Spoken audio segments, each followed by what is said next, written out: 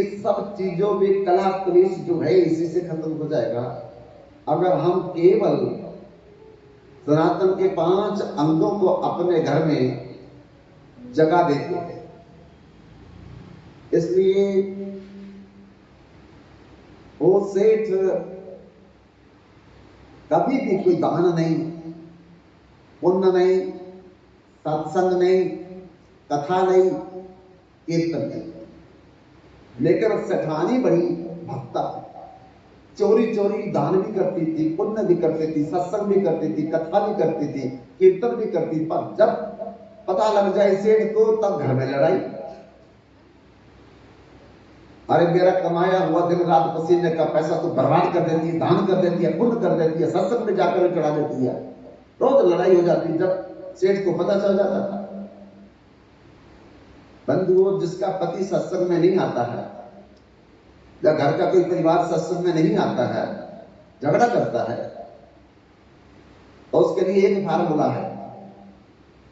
कथा कीर्तन में जो प्रसाद मिलता है जबरदस्ती उसको खिलाओ, बस उसका मन धीरे धीरे डाइवर्ट होगा। प्रसाद में बहुत महिमा है। प्रसाद सर्वदुख का नाम हानि रस्य उपजाय, उनको चरणामृत दो। अकाल मृत्यु हरण सर्व व्याधि निवारण विष्णु चरणामृत पीतवा पुनर्जन्म विद्यति। ऐसी चरणामृत में ताकत है, प्रसाद में ताकत है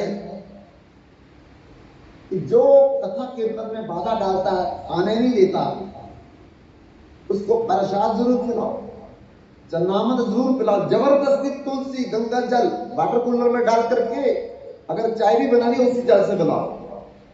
सीधा तुलसी में कभी चाय में नहीं डालना, दूध में नहीं डालना, गर्म में। बड़ा भारी अपराध है, यह महालक्ष्मी का अवतार है। इसलिए तुलसी से कभी चाय नहीं बनाना, गर्म दूध में नहीं डालना। हमारे परिवार में, रिश्तेदारी में, मैं आपको बताता हूं, हमारे मामा जी हैं, उनका बेटा अभी भी है बेटा, तो एक दिन मां दूध रख गई अलमारी में, तो वो अलमारी में चढ़ करके देखने लगा इस बर्तन में क्या है। उबलता दूध, वो सारा गिर गया उसमें, पूरा शिकवा हाल बेहाल हो गया। मां तो तुलसी की सेवा करती थी, कीर्तन भी भगवान को भोग भी देती थी, लेकिन मां का मन बड़ा दुखी हुआ। मैं तुलसी सेवा करती हूँ, एकादशी व्रत करती हूँ, भगवान को भोग भी देती हूँ, नाम कीर्तन माला भी करती हूँ मैं, और गाय को भी रोटी निकालती हूँ, मेरे पुत्र के साथ ऐसा क्यों हुआ। बहुत मन में दुखी रहती है, भगवान के प्रति उसको थोड़ी नफरत होनी शुरू हो गई। भगवान ने मेरे पुत्र के साथ ऐसा क्यों किया। तब बंधुओं एक दिन हमारी मामी लगती है, हमारे मामी जी को सपना आया। सपने में भगवान लगे और आकर के बोलने लगे, देखो तुमने तुलसी सेवा भी छोड़ दी है, अब तो तुम माला भी नहीं करती हो, एकादशी व्रत भी तोड़ दिया, गाय के लिए रोटी भी बंद कर दी, भोग लगाना भी बंद कर दिया, इसलिए ना कि तुम्हारे पुत्र के ऊपर दूध गिर के उसका शरीर जला है। पर तुम जानती हो तुम्हारे पुत्र ने क्या अपराध किया था, जिसके बदले में ये हुआ। उसने पिछले जन्म में अरे तुलसी तोड़ तोड़ करके वो चाय बना करके पीता था, जिस अपराध के कारण उसका सारा शरीर जला। खुद मेरे को उन्होंने बताया, हम उनके घर में जाते हैं कीर्तन करने के लिए, 40 साल से कीर्तन करने जा रहे हैं। महीने में कभी 2 महीने में, कभी 3 महीने में जाते हैं। तो कहने का मतलब ये है कि तुलसी महान है, तुलसी के प्रति अपराध नहीं होना चाहिए। तो वो सेठानी सेठ का पैसा जो है चोरी चोरी करके, हमारे लिए भी शिक्षा है। अगर पति का पैसा निकाल करके चोरी चोरी भगवान की सेवा में लगाएंगे कोई भंडारे की सेवा में लगाएंगे, लंगर की सेवा में लगाएंगे, तो जहां धन तहां मन, जहां मन तहां धन, तहां तहां तन जाएगा। तन मन धन तीनों सेवा में लग जाएंगे, मन डाइवर्ट होगा। क्योंकि जहां मेरे कमाया हुआ मेहनत का धन जाएगा, मेरा मन भी पीछे पीछे जाएगा, उधर जाएगा। अगर पति का पैसा चोरी करके अगर भगवान की सेवा में लगाएंगे, तो फिर भगवान की सेवा में जब धन लगेगा तो धीरे धीरे उनका मन भी आएगा, धीरे धीरे तन में वो खुद भी आएगा। आप में से किसी का रास्ते में जाते जाते रुपयों वाला पर्स छीन के ले जाए चोर, तो आप क्या करोगे? चोर के पीछे भागोगे, पकड़ो पकड़ो पकड़ो चोर पकड़ो। चोर दुकान में घुस गया, तो आप क्या करोगे? हम भी चोर के पीछे पीछे दुकान में जाएंगे। चोर घर में घुस गया, हम भी चोर के पीछे पीछे घर में जाएंगे। चोर मैखाने में चला गया, पैखाने में चला गया, हम भी चोर के पीछे पीछे जाएंगे। अगर चोर किसी सत्संग में बैठ गया जाकर के, तो हम भी कहां जाएंगे? सत्संग में जाएंगे। क्यों? हम चोर के पीछे नहीं जा रहे, अपने बड़ुए के पीछे जा रहे हैं। और बड़ुए में क्या है? पैसा। तो इसका मतलब पैसा जिधर जाएगा हम उधर जा रहे हैं।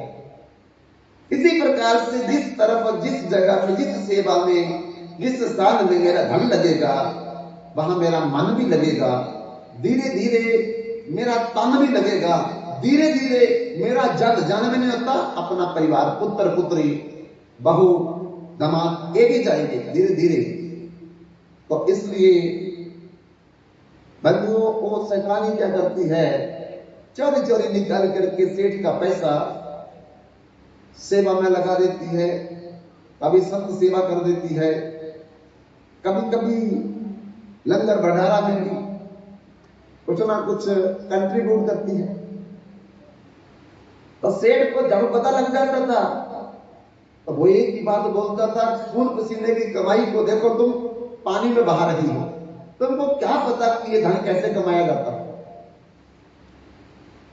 और सेठानी बेचारी कुछ बोल नहीं पाती, पर मन में यही सोचती थी, किसी प्रकार से मेरा पति सेठ जो है सत्संग सुने, कथा सुने, कभी कीर्तन में जाए, कभी दान पुण्य करे।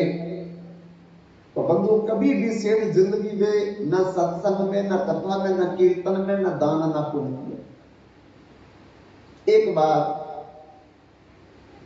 हरिद्वार में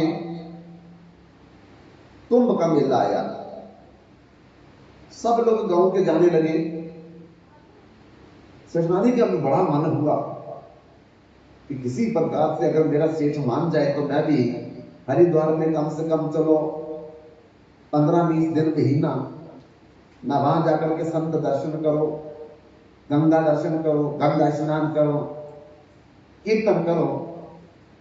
लेकिन सेठ से हिम्मत नहीं होती बोलने की, क्योंकि सेठ तो लड़ने को पड़ जाता। आखिर एक दिन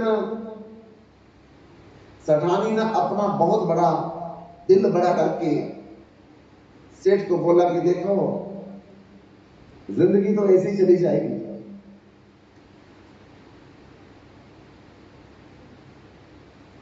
कभी फुर्सत नहीं मिलेगी, कभी समय नहीं मिलेगा, पर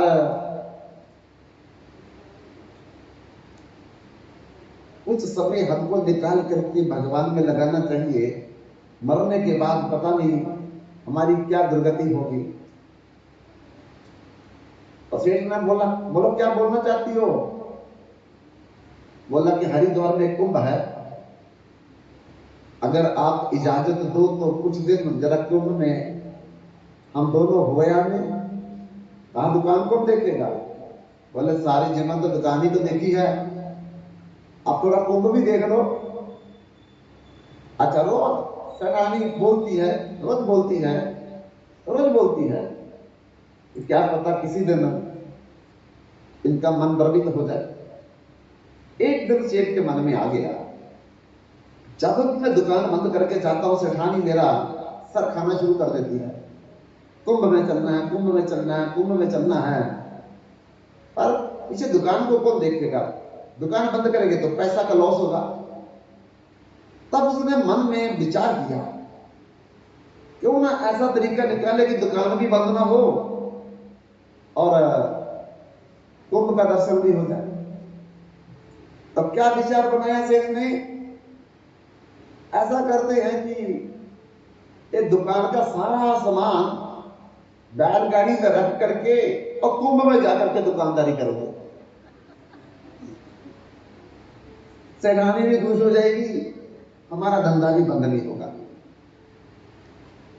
और सेठ ने यही किया, सारा पुराना एक्सपायरी सामान जितना भी सस्ता महंगा उठा करके, और सेठ के मन में ये भी कि दुकान में कभी जिंदगी में सफेदी नहीं करवाई, सफेदी भी करवाई खाली हो जाएगी दुकान। बड़ा पुराना छिपा हुआ खराब ये सामान भी जाकर के बेच दिया जाएगा तो बैलगाड़ी साबित कर लो। सेठानी को शुभ सूचना दिया करके कि देवी तुम रोज बोलती थी ना, हमने मन बना लिया जाने का। सेठानी तो बेचारी बड़ी पसंद हुई, शुक्र है परमात्मा आपने मेरी निवेदन को स्वीकार कर लिया। बैलगाड़ी में सारा सामान रख लिया सजा सजा करके, और सेठ और सेठानी बैलगाड़ी पर बैठ करके चलने लगे हरिद्वार को। जाकर के हरिद्वार में गाड़ी पहुंची, अच्छा सा कोई स्थान देख करके सेठ ने पेड़ के नीचे तरपाल लगा करके सारा सामान सजा करके दुकानदारी अपनी लगाई। और सेठानी को बोला, देख तेरे कहने पर मैं आया हूं, लेकिन अब तुमको क्या करना है, साथ साथ सुन, संत दर्शन कर, गंगा में स्नान कर, लेकिन नाश्ता भी कहीं ना कहीं लंगर लगा हो तो मेरे लिए ले आना, तू खाया ना जाकर के। दोपहर को भी मेरे लिए ले आना, तू खाया ना जाकर के। ऐसे रात को भी मेरे लिए ले आना, तू खाया ना जाकर, क्योंकि कुंभ में बड़े लंगर फ्री लगे होते हैं। तो देख मैंने तेरी बात मानी, अब तू मेरी बात मान ले। 3 समय का भोजन मेरे को यहां आपने देना। सेठानी कहती इसी बहाने से चलो आए तो है। तो बंधु अपनी दुकानदारी कर रहा है, सेठानी दर्शन कर रही है, स्नान कर रही है, सत्संग कर रही है। अब कुंभ में तो बड़ा भारी रश होता है। जो सेठ का सामान कभी बिकने वाला नहीं था, एक्सपायरी खराब सस्ता, हाथों हाथ ही कुंभ में बिक गया, हाथों हाथ ही कुंभ में बिक गया। अब 15 दिन में दुकान खाली। सेठ सोचने लगा, मैं तो बड़ा भारी बेवकूफ था, जाने की बात तो मुझे पहले मान लेनी चाहिए थी। अरे मुझे तो पहले ही आ जाना चाहिए था, मैं तो आया ही नहीं इधर तो धंधा ही बड़ा अच्छा होता है। अब सामान मुझे आ नहीं, अब क्या करे सेठ। अब सेठानी को बोला कि देवी अब हमको जाना पड़ेगा, वापस क्या करें, मेरी दुकानदारी तो पूरी हो गई। सेठानी तो बेचारी रुकना चाहती थी, पर चलो एक घड़ी से आदि, आदि से बुनियाद, तुलसी संगत साध की हरे कोटि अपराध। चलो जितने दिन मिले, जितना समय मिला, उतने समय में भी चलो मेरे पति देव सेठ कम से कम सत्संग की आवाज तो कानों में पड़ती थी, संत आते जाते दर्शन तो देते थे, तो इसी बहाने से भी इनका मंगल और कल्याण हो जाएगा। परंतु वो 15 दिन के बाद फिर सेठानी को बोला कि अब हम वापस जाएंगे। लेकिन वापस जब चलने लगे तो सेठ के दिमाग में फिर एक प्रेरणा आ गई कि भाई क्यों ना उधर की दुकानदारी इधर की है और इधर की दुकानदारी उधर करेंगे। यहां से सामान खरीद लो और दुकान में बेचेंगे जा करके। तो सेठ ने वहां का सामान खरीद करके बैलगाड़ी पर जमा कर लिया और सेठानी और सेठ जो है वो अब अपने गांव में आ रहे हैं। चलते चलते कई दिनों के बाद जब गाड़ी गांव में पहुंची तो रात को बारिश हो गई थी और बारिश के कारण कच्चे रास्ते कीचड़ हो गया। एक जगह बैलगाड़ी फंस गई। अभी गांव से थोड़ा आधा किलोमीटर दूरी था, गाड़ी फंस गई, बैल के पांव धस गए, बड़ा भारी जोर लगाया। सेठानी भी मोटा शरीर है, सेठ का भी मोटा शरीर है और फिर वृद्ध भी है दोनों, लेकिन गाड़ी नहीं निकली। तब सेठ सेठानी बड़े परेशान हुए, क्या करे क्या ना करे। आधी रात का समय है। तो बैलगाड़ी वाले को पूछा, भाई क्या करे, बोलो। बोले मेरे से तो हिम्मत नहीं है, मेरे बैलों में भी हिम्मत नहीं है, क्योंकि कीचड़ में धस चुके हैं ये भी। अब तो कोई मदद के लिए किसी और को बुलाना पड़ेगा। तब सेठ ने जोर जोर से बोलना, कोई है तो हमारी मदद करो, कोई है तो हमारी मदद करो। एक महात्मा वो भी कुंभ से अपने आश्रम में जा रहा था, तो उसने आवाज सुनी। आवाज सुन करके वो उनके पास आया और देखा कि उनकी गाड़ी धसी हुई है, बैल धसे हुए हैं, लेकिन बड़ा बल लगा करके महात्मा ने भी कोशिश की पर कोई बात नहीं बनी। तब महात्मा ने बोला कि ऐसा करो सेठ जी, मैं तुम्हारा सामान सर पर उठा करके तुम्हारे घर तक छोड़ देता हूं, गाड़ी तो निकलेगी नहीं। तो सेठ ने बोला क्या लोगे? महात्मा ने बोला मैं महात्मा हूं, पर उपकार वचन मन काया, तन मन धन, पर उपकार वचन मन काया। संत का क्या ध्येय है? संत किसको कहते हैं? जो तन मन और धन से दूसरों का भला करे। लाल कपड़े पहन करके मत सोचना, भ्रम में मत आना, लंबी जटा बाला बाबा मत भ्रम में आ जाना कि संत है। जहां जटा कटवाली जिसने, ये भी मत सोचना कि संत है। कपड़ों से संत नहीं होता है, बालों से संत नहीं होता है, मुद्राओं से भस्म से संत नहीं होता। कौन है संत? तरेगा वही जिसके हृदय में हर है, मरेगा वही जिसके हृदय में छल है। तरेगा वही जिसके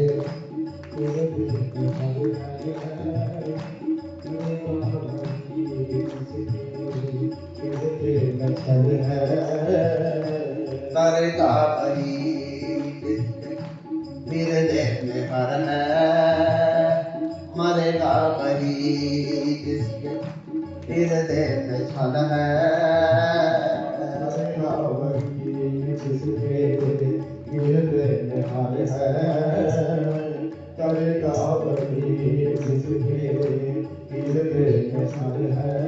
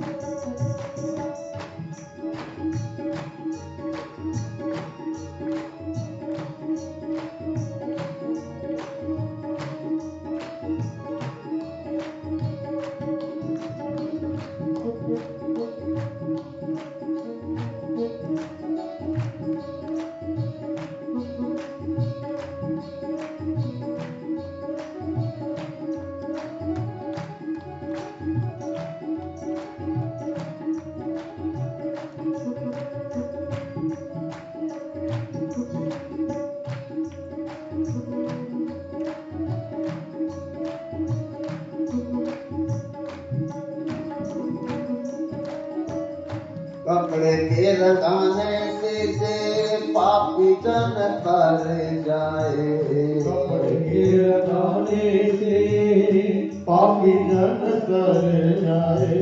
कपड़ों के रलाने से पापी जन तर जाए। कपड़े के रलाने से पापी जन तर जाए। तितली क्यों नितर गई जिसपे रंग बरंगे पर है। तितली क्यों नितर गई जिसपे रंग बिरंगे पर है। तरेगा वही जिसके हृदय पे हर है। तरेगा वही जिसके हृदय में हर है।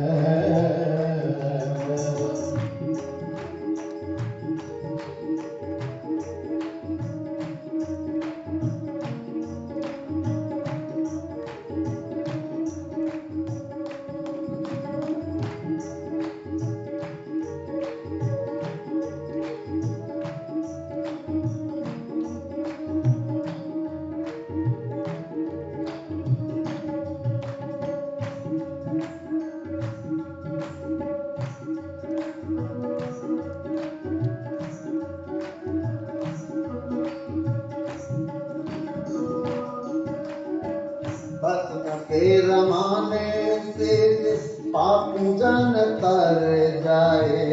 भस्म के रमाने से पापी जन तर जाए। भस्म के रमाने से पापी जन तर जाए। भस्म के रमाने से पापी जन तर जाए। करत क्यों नितर गया जिसका माटी में ही घर है। नरक क्यों नितर गया जिसका पापी में घर है। तरेगा वही जिसके हृदय में हर है। तरेगा वही जिसके हृदय में हर है।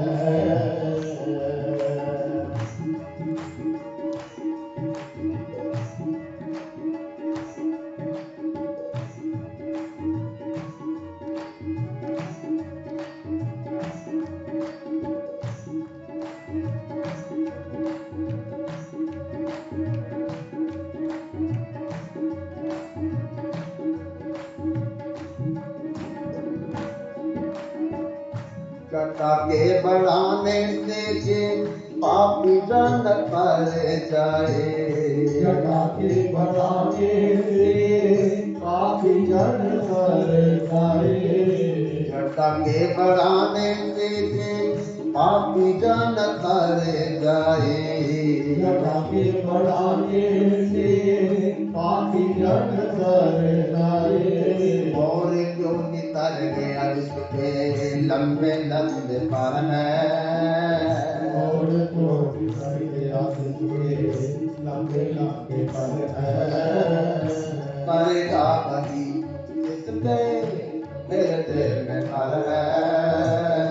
तरेगा वही जिसके हृदय में हर है। मरेगा वही जिसके हृदय में हर है। मरेगा वही जिसके हृदय में हर है। करेगा वही जिसके हृदय में हर है। तरेगा वही जिसके हृदय में हर है। करेगा वही जिसके हृदय में हर है। मरेगा वही जिसके हृदय में छल है। भारी उपकार वचन मन काया सरल सहज संत स्वभाव खगड़ाया। भले किसी ने पैंट कमीज पहनी है, कोई फिक्र नहीं, पर तन मन धन से वो दूसरों का भला करता है। इसलिए कपड़ों से न संत है न महंत है। संत और महंत अपने भव्यार से है, आचरण से। आचरण ठीक है, भव्यार ठीक है, दिया भाव है, तो समझ लो वो भले गृहस्थ में रहे या विरक्त में रहे, वो साधु है, सन्यासी है, संत है, महंत है।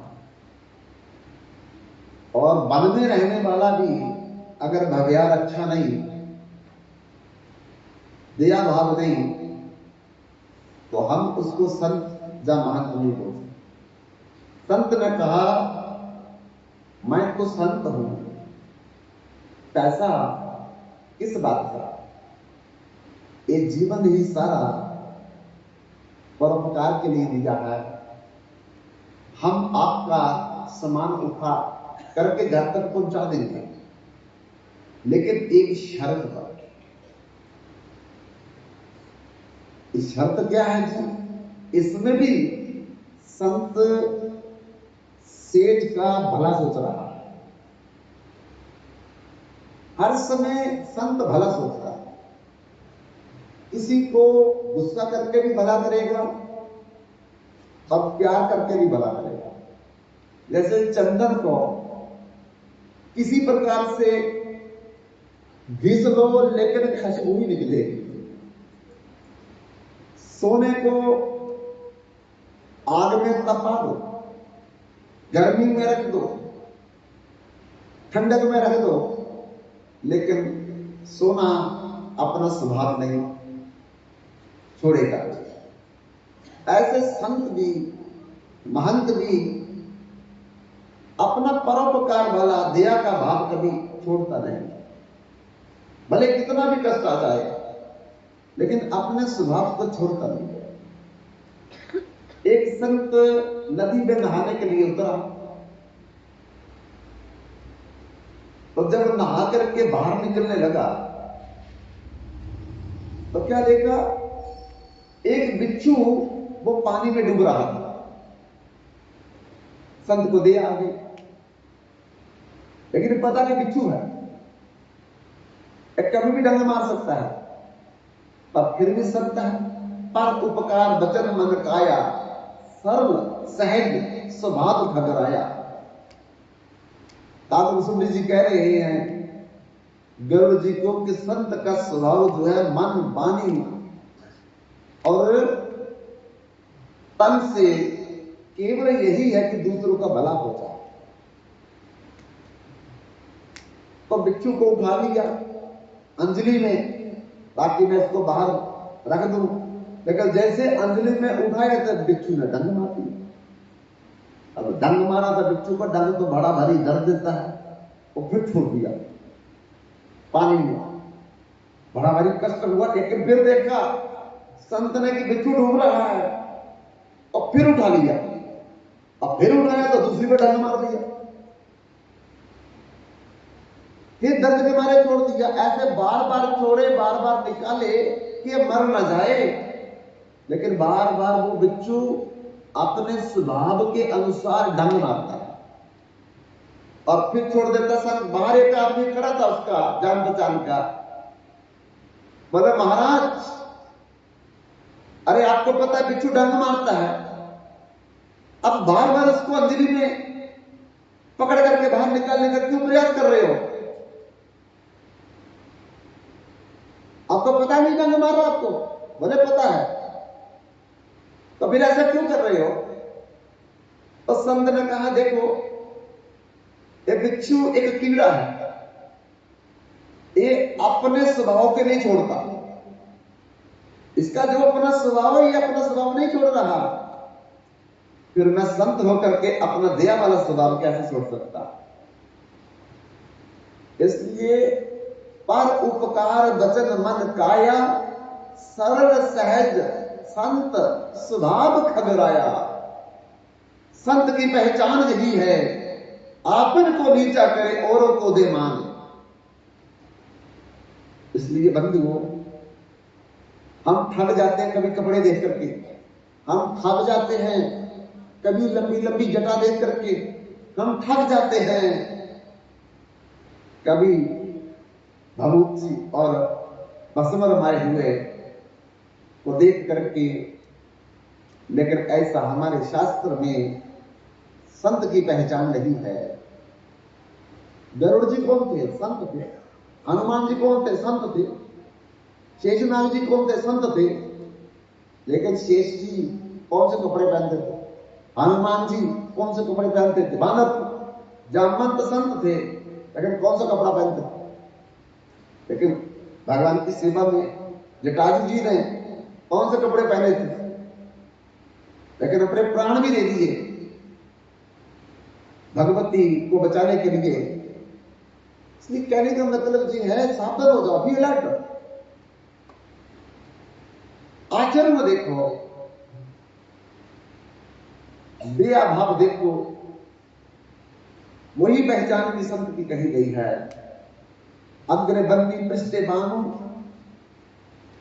रात्रोच्चम समर्पित जानो, करतल भिक्षा तरुतल वासा, तद नमन चति आशा पाशा। करवे भिक्षा लेता है, वृक्षों के नीचे वास करता है, और दिन को सूर्य की गर्मी में रहता है, रात को आग जला करके अपना समय निकालता है।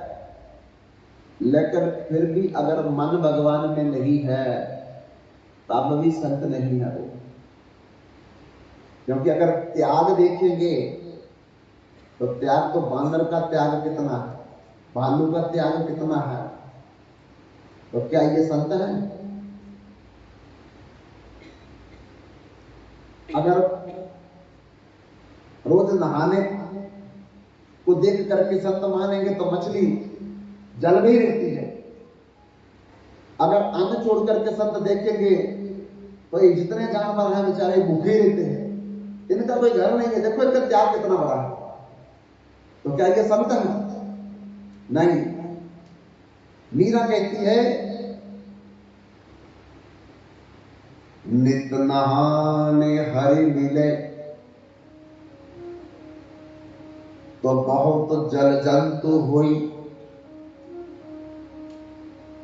फल फूल खाकर हरि मिले तो बहुत बानर बंदराई। तृण फूल खाकर हरि मिले तो बहुत मृग अजा, स्त्री छोड़कर हरि मिले तो बहुत रहे हैं खोजा। दूध पीकर हरि मिले तो बहुत बस वाला, पर मीरा कहे बिना प्रेम नहीं मिले नंदलाला। प्रेम प्रेम कियो तिन प्रभु पायो, पायो सकल जन्म का वेद, बिन प्रेम के रहियो अधूरा, पंडित पढ़ियो चारो वेद। पोथी पढ़ पढ़ पत्थर बया, लिख लिख बया जो ई, कबीरा अंतर प्रेम के एक न लागी छी। राम राम सब कोई कहे, हर ठाकुर और चो, बिना प्रेम लीजे नहीं, तुलसी नंद किशोर। इसलिए प्रेम जब तक हम भगवान से नहीं करेंगे दिल से, हृदय से, मन से, तब तक कोटि जन्म करे यदि श्रवण कीर्तन, तबु न पाए श्री कृष्ण पदे प्रेम दन। करोड़ों जन्मों तक भी अगर हम लोग बिना मन लगाए भगवान की कथा सुनते रहेंगे, बोलते रहेंगे, तब भी भगवान का दर्शन नहीं होगा, भगवान की कृपा के पात्र नहीं बनेंगे हम लोग। इसलिए प्रेम ये एक ऐसी वस्तु है, ऐसा पदार्थ है जो भगवान के पास नहीं है। बाकी सब कुछ भगवान के पास है, एक चीज नहीं है भगवान के पास। बस अगर वो चीज दे करके भगवान को अपना बना लिया जाए तो भगवान हमारे बन जाएंगे। कौन सी चीज? राम ही केवल प्रेम प्यारा